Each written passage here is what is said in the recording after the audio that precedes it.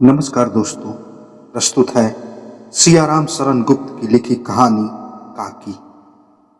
उस दिन बड़े सवेरे जब श्यामू की नींद खुली तब उसने देखा घर भर में कोहराम मचा हुआ है। उसकी काकी उमा एक कंबल पर नीचे से ऊपर तक एक कपड़ा ओढ़े हुए भूमि शयन कर रही है और घर के सब लोग उसे घेर कर बड़े करुण स्वर में विलाप कर रहे हैं। लोग जब उमा को शमशान ले जाने के लिए उठाने लगे तब श्यामू ने बड़ा उपद्रव मचाया। लोगों के हाथों से छूटकर वह उमा के ऊपर जा गिरा। बोला, काकी सो रही है, उन्हें इस तरह उठाकर कहाँ लिए जा रहे हो? मैं न जाने दूंगा। लोग बड़ी कठिनता से उसे हटा पाए। काफी के अग्नि संस्कार में भी वह ना जा सका। एक दासी राम राम करके उसे घर पर ही संभाले रही। यद्यपि बुद्धिमान गुरुजनों ने उन्हें विश्वास दिलाया कि उसकी काकी उसके मामा के यहाँ गई है, परंतु असत्य के आवरण में सत्य बहुत समय तक छिपा न रह सका। आसपास के अन्य अबोध बालकों के मुंह से ही वह प्रकट हो गया। यह बात उससे छिपी न रह सकी कि काकी और कहीं नहीं ऊपर राम के यहाँ चली गई है।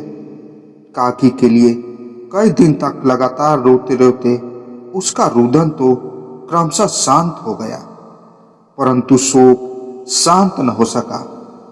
वर्षा के अनंतर 1 ही 2 दिन में पृथ्वी के ऊपर का पानी अगोचर हो जाता है, परंतु भीतर ही भीतर उसकी आर्द्रता जैसे बहुत दिन तक बनी रहती है, वैसे ही उसके स्थल में वह शोक जाकर बस गया था।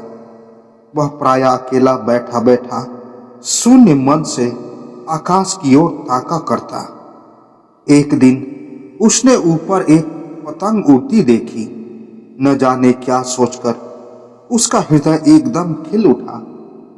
विश्वेश्वर के पास जाकर बोला, काका मुझे पतंग मंगा दो। पत्नी की मृत्यु के बाद से विश्वेश्वर अनमस्क रहा करते थे। अच्छा, मंगा दूंगा, कहकर वे उदास भाव से और कहीं चले गए। श्यामू पतंग के लिए बहुत उत्कंठित था। वह अपनी इच्छा किसी तरह रोक न सका। एक जगह खूंटी पर विश्वेश्वर का कोट टंगा हुआ था। इधर उधर देखकर उसने उसके पास स्टूल सरका कर रखा और ऊपर चढ़कर कोट की जेब टटोली। उसमें से एक चवन्नी का आविष्कार करके तुरंत वहां से भाग गया।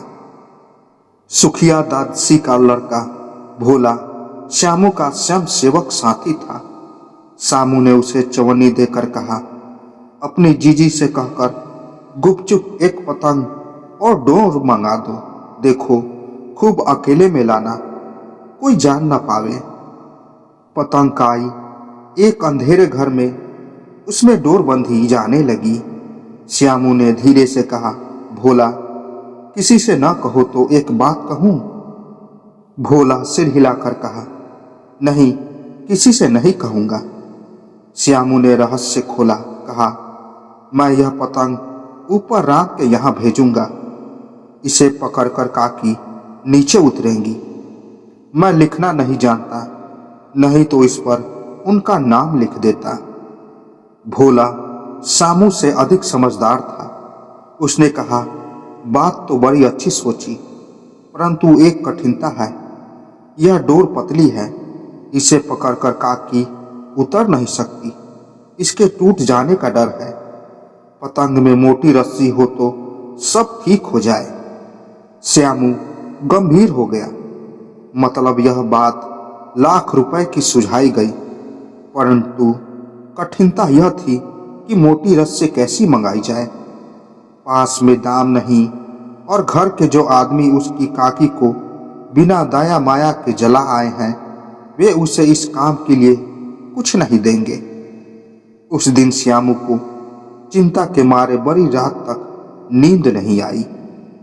पहले दिन की तरकीब से दूसरे दिन उसने विशेश्वर के कोट से 1 रुपया निकाला, ले जाकर भोला को दे दिया और बोला, देख भोला, किसी को मालूम न होने पाए, अच्छी अच्छी 2 रस्सियां मंगा दे। एक रस्सी ओछी पड़ेगी, जवाहिर भैया में से मैं एक कागज पर काकी लिखवा रखूंगा, नाम की चिट रहेगी तो पतंग ठीक उन्हीं के पास पहुंच जाएगी। 2 घंटे बाद प्रफुल्ल मन से श्यामू और भोला अंधेरी कोठरी में बैठे बैठे पतंग में रस्सी बांध रहे थे। अकस्मात शुभ कार्य में विघ्न की तरह उग्र रूप धारण किए विशेश्वर वहां आ घुसे। भोला और श्यामू को धमकाकर बोले, तुमने हमारे कोट से रुपया निकाला है? भोला शक पकाकर एक ही डांट में मुखबिर हो गया। बोला, श्यामू भैया ने रस्सी और पतंग मनांगन के लिए निकाला था। विशेश्वर ने श्यामू को 2 तमाचे जड़कर कहा, चोरी सीख कर जेल जाएगा? अच्छा, तुझे आज अच्छी तरह समझाता हूं, कहकर फिर तमाचे जड़े और कान मसलने के बाद पतंग फाड़ डाला। अब रस्सी की ओर देखकर पूछा, यह किसने मंगाई? भोला ने कहा, इन्होंने मंगवाई थी, कहते थे इसे पतंग तान कर काकी को राम के यहां से नीचे उतारेंगे। विशेश्वर हतबुद्धि होकर वहीं खड़े रह गए। उन्होंने फटी पतंग उठाकर देखी, उस पर चिपके हुए कागज पर लिखा हुआ था काकी। तो दोस्तों, आशा करता हूं ये कहानी आपको पसंद आई होगी। तो मिलते हैं एक और नई कहानी के साथ, तब तक के लिए नमस्कार।